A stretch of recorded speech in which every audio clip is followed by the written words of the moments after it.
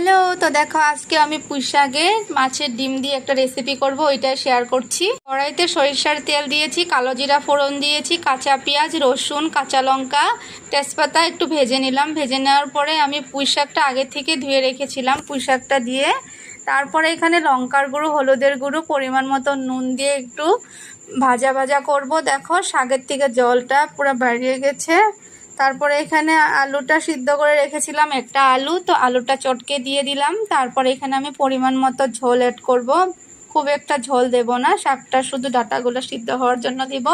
তো আমি আরেকটা কড়াইতে দেখো পেঁয়াজ, কালো জিরা, কাঁচা লঙ্কা দিয়ে সুন্দরভাবে মাছের ডিমের বড়াগুলো ভেজে নিয়েছি। ডিমগুলো চটকে নিতে হবে, তাহলে কিন্তু টেস্টি হয় না। তো চটকে নেওয়ার পর আমি এভাবে বড়া করে তরকারিটাতে দিয়ে দিলাম।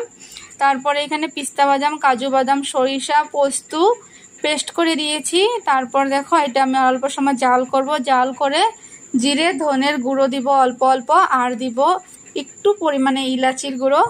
তারপর দেখো শুকনো শুকনো করে এটা রান্না করব আজকে। আমার তো এমনিতেই পুঁই শাক খুব ভালো লাগে, তার উপরে মাছের ডিমের বড়া দিয়ে রান্না করছি, আমার তো খুব ভালো লেগেছে। তো তোমরা কে কে পুঁই শাক ভালোবাসো, এইভাবে রান্না করে খাবে। টাটা।